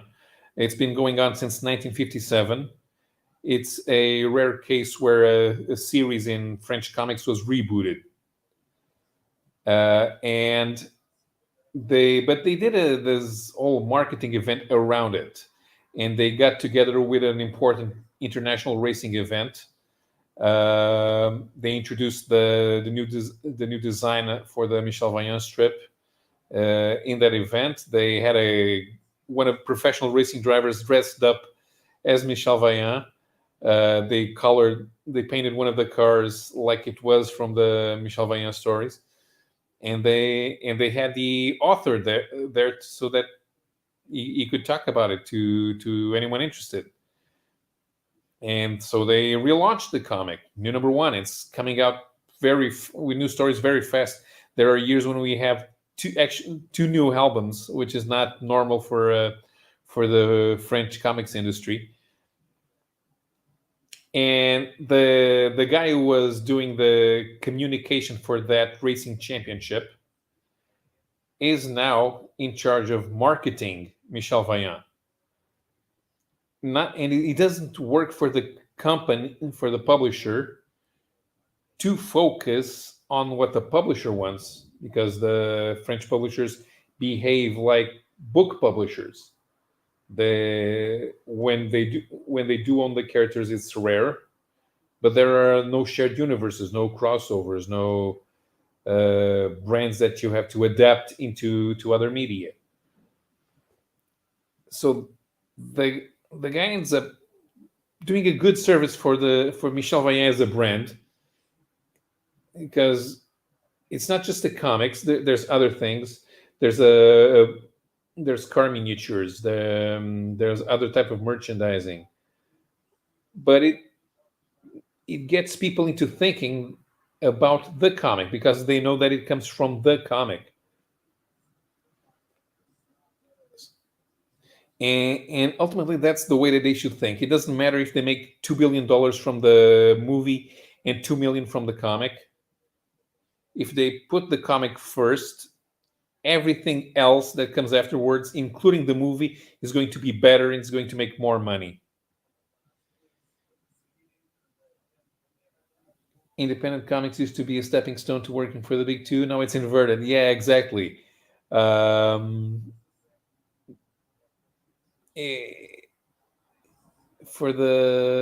Marvel and DC, they're kind of eating themselves right now. Autophage, I guess. You describe them as autophages, I guess.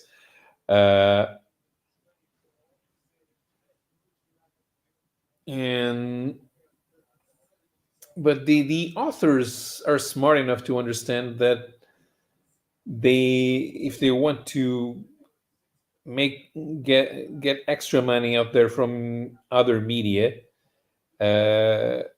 if they create something on their own, it's probably going to fail. But so are some of the Marvel properties. Not everything is successful at the same time. So if you do indie comics, and we kind of lost that for a while when everybody was paying so much attention to what Marvel and DC were doing. But now there's good stuff coming out from Image. There's some good stuff coming out from the other publishers. I guess Image has got the best momentum and the best creators. But it's not important that the books come from Image itself, but the fact that Image is there to provide an arena where these creators can be successful with authorial work. They can make more money making these indie comics than they can working for Marvel and DC, irrespective of what marketing is around it. So they're going to end up becoming relevant just because the quality is there. One of them is going to end up becoming like the new Turtles or like the next Walking Dead. It's the only way anyone can make any money off of comics anymore licensing, unless you're Rainy Telgemeier. Yeah, Yeah, the other problem is, how do you reach the mainstream?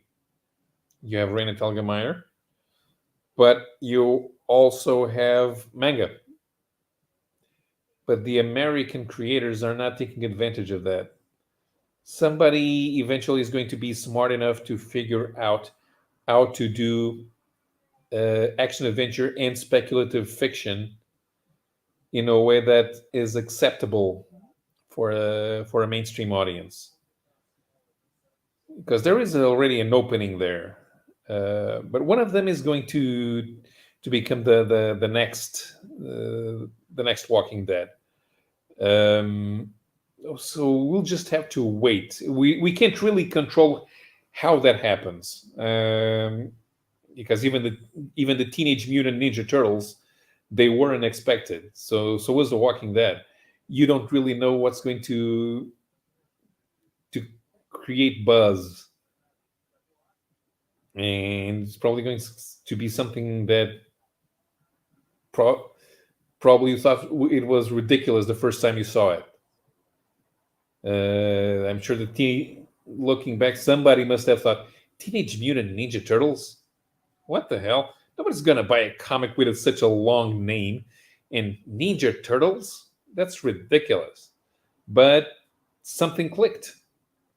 Something eventually is going to click, and we will see that, and it will reach the mainstream. It will get people reading comics, maybe not in the format that we were used to. We're very stuck on format, and we need to stop being stuck on format. But when that happens, when we finally have that new mainstream success that will also sell comics and not just be used as a launch pad for a TV series or a movie franchise, other people will follow through, and we will finally have that mutation that we're needing in the comics industry for it to survive, instead of eating itself like it's happening now. So I don't think people need to copy Raina Telgemeier. It will be more important if if the creators do things that feel, this is mine, this is my author's vision. This was the comic that I thought up, and I want you to take a look at it because I think it's good, and I think you will like it too. Right now, I could use a sounding board. Being out here alone, I'm not the type of guy that can just ramble on for 2 hours. Some time ago, I was actually listening to Rob Liefeld's podcast, and this guy, the first podcasts were like less than an hour long. Then they started getting an hour and 30 minutes. Then they were close to 2 hours. And man, Rob Liefeld must really like the sound of his voice for him to talk for 2 hours telling stories. But I kind of like having a soundboard if I'm doing something that's talking. When I write, I just get it written. It's me. It's written. It's on the page. But out here, I sometimes need somebody, because it also keeps the flowing. I end up rambling. Sometimes I repeat myself. I say the same thing over and over.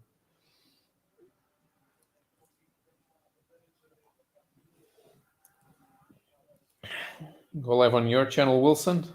I don't know. Let me see if Jared said something. Jared hasn't said anything. I don't know. Yeah, I keep saying this. Your American internet is the worst internet in the civilized world.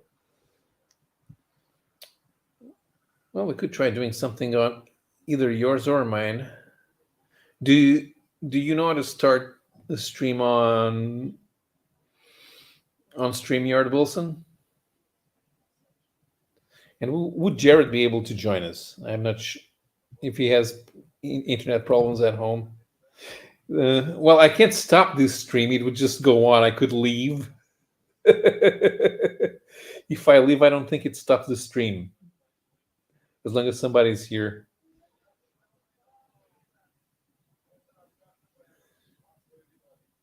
Probably best to aim for small niche but loyal audiences rather than choose a mainstream. Because cultural atomization. Yeah, you do have a point there, AFPC. Um, the thing about the internet age and other, this is not just something that I noticed. A lot of other people have noticed this. But back in the 80s and 90s, if something was famous, we all heard about it, even if there was some of us didn't know, weren't watching it, we would know that it existed. On the internet, you can have something that's famous, that's a success. You have 5 million loyal viewers or readers, but the rest of the world has no idea who you are. But you can still make a living off of that, and you can even become rich off of that. There are properties out there that, hey, just take a look at PewDiePie. I've never seen a PewDiePie video. PewDiePie was the biggest gamer for many years. I don't know if it still is. I haven't really kept up on what PewDiePie is doing lately, so I don't know. I don't know if it's famous, but it's kind of the same thing with comics. I don't read as many web comics as I like. Sometimes I just feel like I don't have the time, but I do still read a couple of them. But I have no idea if they're famous or not. There's no big buzz around any of them. But they do have loyal followers that they spend money on them. They do collections of their web comics, printed collections, and those sell. T-shirts, they do sell. The other little bits of merchandising. They keep the creators keep a store open on their website. Yeah, Rob Service. Yeah, I think he just thinks out loud. Yeah, the thing about Rob is, you know that there's some moments where he's bullshitting, but it's still entertaining to listen.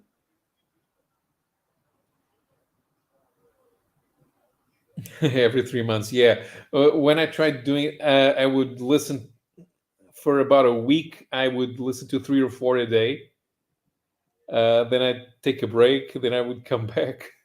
But I haven't heard a new one in quite a while, so I don't know exactly what he's doing. But I'm glad he's doing it. I mean, Rob is one of those personalities that is, he left a mark on the industry for better or worse. So hearing him talk does teach you about the history of comics in a way, even if you can tell when he's bullshitting you or when he's trying to bullshit you. I suppose there's a lot of that going on. Comic artists are at their core shut-ins. Not everyone is good at selling themselves to the audience. Not everyone can become Jim Steranko. But if many of them are shut-ins, they're probably going to think that they are the best in the business with the best ideas, and and while they may talk shop when they meet other artists, they're not paying attention to what everyone is doing in the same manner that we readers are. Have I tried to draw or do any art? Oh, I figured out when I was 10 that I was terrible at drawing. My notions of perspective were quite ridiculous, and so was the storytelling. The last time I tried to do a comic, I was 8. So no. And because I'm a journalist, my writing style is focused on actually showing everything first thing, so that you can see what I'm talking about. And it's not appropriate for a storytelling medium where you need to keep your cards close to the vest until the right time to spring them on the audience. 3 or 4 a week. That's good. No. Rob's a good communicator. Whatever, what you may criticize his art style and the fact that he lifts plots from everywhere, but he's a good communicator, which is probably one of the reasons why he's kept in the limelight for so long and has been able to get jobs for so long. He knows how to get people to talk about him, and that's very, very important. It's something that most artists are missing. They may be very good artists and storytellers, but if they don't get people to talk about them, like one of my favorite artists growing up was Keith Pollard. Nobody mentions Keith Pollard as one of the most important artists in comics. And what does that tell me about Keith Pollard? He stayed at home and he drew. Jim Steranko only did 20 from. I'm really not sure about this number but the number I've seen quoted is he only did 27 comic stories in his whole career. And Steranko still milks those 27 stories for clout and for convention money and to say whatever he wants. So you do need to think about yourself and your place in the industry and try to make sure that people talk about you. Okay, well, yeah, looks like I can invite you as a guest. I just don't know if it's. I'm not sure if it'll stop the stream. Since I'm not the owner of the stream, I don't think it stops. It just keeps going, but there's nobody in it. Well,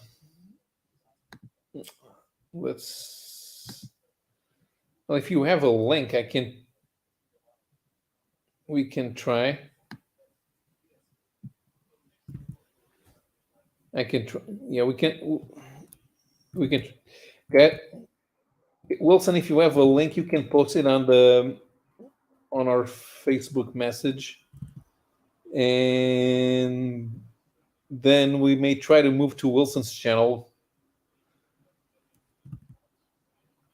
Okay, so let's see what's going on here.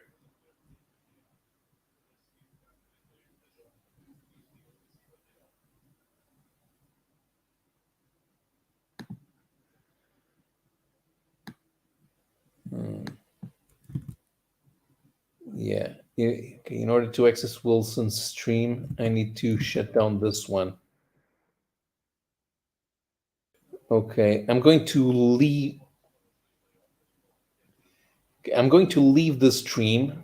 I don't think that shuts it down, but I'm going to try to go to Wilson's stream.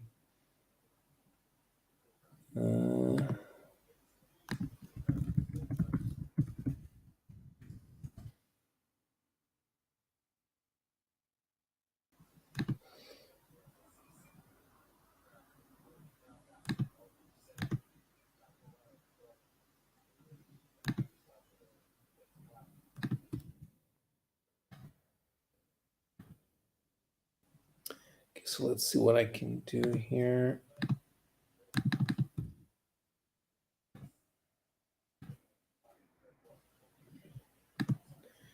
And we'll just go here.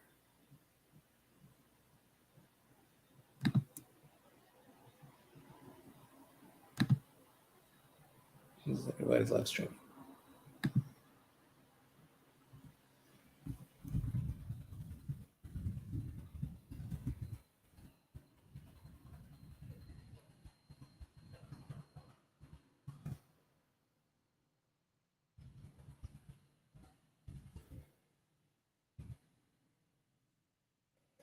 Okay, so I'm leaving the stream now, and let's try going to Wilson's channel. I just posted Did I post the link? It's not appearing. Oh my God, it's never appearing there. No, it's not. No, it's not showing up.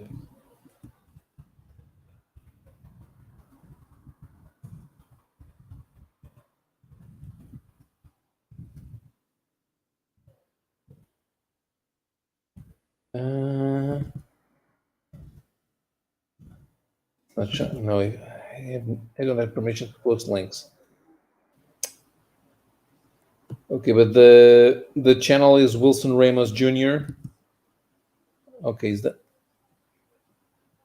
okay? I think it's working. Okay, so I'm going to stop now, and I'm going to Wilson's channel. So see if you can follow us there, and we will see you in a minute.